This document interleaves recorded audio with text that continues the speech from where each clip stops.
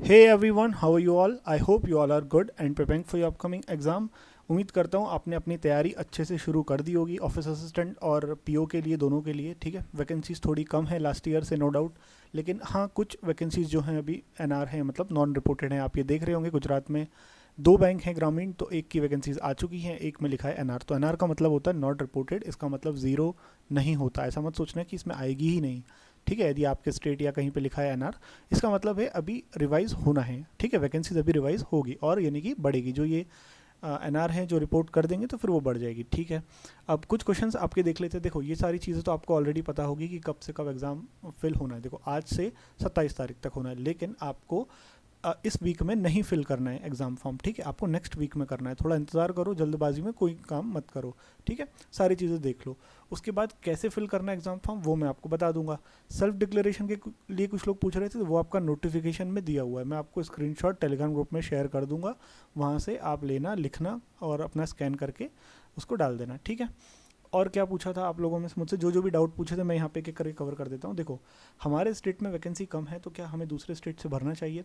ठीक है, मैं बोल देता हूँ कि भर दो, लेकिन ये सारी चीज़ें फिर आपको ही देखना पड़ेगी। आपका ट्रैवल एक्सपेंस, वहाँ जाना, वहाँ रुकना। ठीक है, उसके बाद ऐसा मत सोचो कि आप वहाँ वैकेंसी ज़्यादा है वहाँ से फिल कर दोगे तो आपका सिलेक्शन तय है। देखो, सिलेक्शन तो आप यदि पढ़ाई अच्छी होगी, एग्ज़ाम अच्छा दोगे, तो कम वैकेंसी वाले स्टेट से, अपने खुद के स्टेट से भी ले लोगे। ठीक है, और यदि प्रिपरेशन ही अच्छी नहीं है तो ज़्यादा वैकेंसी वाले स्टेट में जाने का क्या फ़ायदा, एक चीज़। दूसरी, सभी लोग, आप अकेले नहीं हो जो ये सोच रहे हो। जो नेबरिंग स्टेट्स हैं जहाँ ज़्यादा वैकेंसी है, ऑब्वियसली वो भी यही सोच रहे होंगे कि हम उस स्टेट से अप्लाई कर देते हैं, वहाँ चले जाते हैं। तो ये सारी चीज़ें ना लास्ट में इक्वल हो जाती हैं। मोर number of vacancies, more number will be applications registered from that particular state, और फिर कट ऑफ भी उस हिसाब से बैलेंस हो जाता है। तो ऐसा नहीं है कि वैकेंसी बहुत सारी है, कट ऑफ बिल्कुल कम जाएगा, तो ऐसा नहीं होगा। ठीक है, तो ये एक दो बातें हैं जो आपको ध्यान रखना है। ठीक है, आप कर लो अदर स्टेट से। और एलपीटी के लिए कुछ लोग पूछ रहे थे, लैंग्वेज प्रोफिशिएंसी टेस्ट, तो ये उनके लिए होगा जो अदर देन हिंदी स्टेट में जाते हैं। जैसे कोई यूपी से एमपी आता है तो उसके लिए वहाँ भी हिंदी, यहाँ भी हिंदी, तो उसको इतनी दिक्कत होने वाली नहीं है। लेकिन कोई और दूसरे स्टेट में जाता है जहाँ पे लैंग्वेज है अलग, है ना, साउथ की यदि बात करें तो ऐसा कुछ। ठीक है, तो हिंदी टू हिंदी जाओगे तो वहाँ पे आपको कोई दिक्कत नहीं होगी। अब और एक सेल्फ डिक्लेरेशन का मैंने बता दिया, अदर स्टेट का मैंने बता दिया। देखो, अदर स्टेट का एक पूछ रहे थे कोई कि यदि मैं फॉर्म भरता हूँ एमपी से और मैं राजस्थान से हूँ, तो क्या मुझे एमपी में फॉर्म एग्ज़ाम देने जाना होगा? तो बिल्कुल जाना होगा आपको। ईएसआईसी यूडीसी की तरह यहाँ पे नहीं होगा कि दिल्ली की वैकेंसीज़ के लिए अप्लाई कर दिया और घर बैठ के होम स्टेट से ही अपना एग्ज़ाम दे दिया। तो इसमें ऐसा नहीं होगा। जैसे यहाँ पे मैंने डाला स्टेट गुजरात, तो यहाँ पे जो मैं सिटीज़ आएंगी मेरे को सेंटर के लिए सिलेक्ट करने के लिए, प्री में और मेन में, दोनों में ही वो सिर्फ गुजरात की आएगी। ठीक है, यहाँ पे देखो, प्री में भी और मेंस में भी। पहले तो अच्छा, ये मेंस में, मेंस के लिए दो ही सेंटर है ऐसा। और यदि मैं यहाँ पे गुजरात की जगह कर देता हूँ मध्य प्रदेश, तो यहाँ पे प्री और मेंस के सेंटर के लिए आ जाएंगी मध्य प्रदेश की सिटीज़। तो जिस स्टेट के लिए मैं अप्लाई करूँगा, उसी स्टेट की सिटीज़ में मुझे किसी में भी एक में चूज़ करके एग्ज़ाम देने के लिए जाना होगा। तो उम्मीद करता हूँ ये डाउट भी आपका क्लियर हो गया होगा। ठीक है, और आपने में से कुछ लोगों ने पूछा था कि फाइनल ईयर या ग्रेजुएशन में यदि हम हैं तो अप्लाई कर सकते हैं कि नहीं कर सकते। देखो, एक एथिकल वे में मैं बात करूँ तो नहीं कर सकते हो, उसमें ऐसा लिखा हुआ है। लास्ट डेट ऑफ रजिस्ट्रेशन यानी कि 26 जून तक यदि आपके पास आपकी डिग्री आ जाती या फिर प्रोविजनल मार्कशीट आपकी आ जाती फाइनल सेमेस्टर की, तो आप कर सकते हो। लेकिन एक अनएथिकल वे में बात करूँ तो ऐसा कोई भी डॉक्यूमेंट रिक्वायर्ड नहीं होता एग्ज़ाम सेंटर पे जाने से पहले, other than your admit card, की आपको एग्ज़ाम देने ना दिया जाए। आप एक अंदाजे से अपना परसेंटेज जो फॉर्म फिलिंग के टाइम डालना होता है वो डाल के एग्ज़ाम देने जा सकते हो, कोई दिक्कत नहीं आती। काफ़ी लोग ऐसा करते हैं और जाते भी है देने।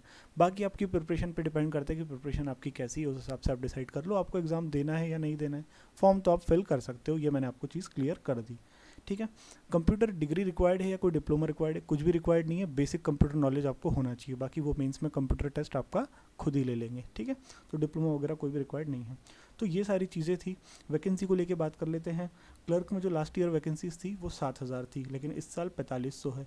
पीओ में जो लास्ट ईयर वैकेंसीज थी वो 4,000 थे, अप्रॉक्स बता रहा हूँ, और इस साल जो है वो 2700 है। हालांकि कुछ वैकेंसीज अभी नॉट रिपोर्टेड हैं, तो वो होंगी, वो रिवाइज हो जाएगी। लेकिन जो मेजर स्टेट्स हैं आपके बड़े बड़े, जैसे एमपी, यूपी, महाराष्ट्र, दिल्ली, तो यहाँ की तो आ ही चुकी हैं, तो बहुत ज़्यादा वैकेंसीज आपकी नहीं बढ़ेगी। ठीक है, तो कट ऑफ हो सकता है कम ज़्यादा हो, लेकिन इतनी अनसर्टेनिटी है लास्ट ईयर से लेके कट ऑफ को कि कुछ भी अंदाज़ा लगा नहीं सकते। तो आप अपनी प्रिपरेशन बेस्ट से बेस्ट करो, prepare for the best and ready for the worst, ऐसा रखो। अब मॉक टेस्ट के लिए मुझसे कुछ लोग पूछ रहे थे कि कौन सा परचेस करें। तो स्मार्ट कीड़ा आप परचेस कर सकते हो। कोड यूज़ कर लेना आप हेमंत 10% का आपको ऑफ मिल जाएगा। मैं आपको 2 मॉक टेस्ट की लिंक डिस्क्रिप्शन में दे रहा हूँ, कमेंट में पिन कर रहा हूँ। आरआरबी पीओ का एक फ्री मॉक टेस्ट है, आरआरबी क्लर्क का एक फ्री मॉक टेस्ट है, दोनों जाओ अटेम्प्ट करो, फ्री हैं, ठीक है। और मैं बता दूं लेवल की बात है तो देखो स्मार्ट कीड़ा का लेवल थोड़ा सा अच्छा होता है, अच्छा इन द सेंस कि आपको क्वेश्चंस थोड़े गुड क्वालिटी के मिलेंगे, अबव एग्जाम लेवल मिलेंगे। तो आप वो चीज़ हमेशा देख कर लो, कोई भी मॉक टेस्ट ले रहे हो मैं आपको हमेशा बताता हूँ कि कैसी आपकी प्रिपरेशन है, उसके अकॉर्डिंग आपको कैसा मॉक टेस्ट परचेस करना चाहिए। यदि बिल्कुल प्रिपरेशन स्टार्ट की है तो, या फिर इंटरमीडिएट हो तो, या फिर एकदम एडवांस लेवल की प्रिपरेशन आप आपके कॉन्सेप्ट क्लियर हैं बिल्कुल, आप नए टाइप के क्वेश्चन ट्राई करना चाहते हो, तो ऑब्वियसली आपको एक अच्छा मॉक टेस्ट पे अपग्रेड करना चाहिए, ठीक है। तो ये मैंने आपको चीज़ें बता दी रिलेटेड टू नोटिफिकेशन। यदि और भी कोई आपका डाउट बाकी है, आपको कोई चीज़ जानना है या पूछना है, तो आप कमेंट्स में लिख सकते हो, वो मैं आपको बता दूंगा। बाकी डेली टारगेट्स मैं अपलोड कर रहा हूँ, आज से ही मैंने स्टार्ट कर दिए हैं, और जो भी चीज़ें रिक्वायर्ड है मैं आपको टेलीग्राम में इन्फॉर्म कर ही देता हूँ, ठीक है। मिलते हैं अगले वीडियो में, till then good bye, take very good care of yourself, अच्छे से पढ़ते रहो, all the very best, bye.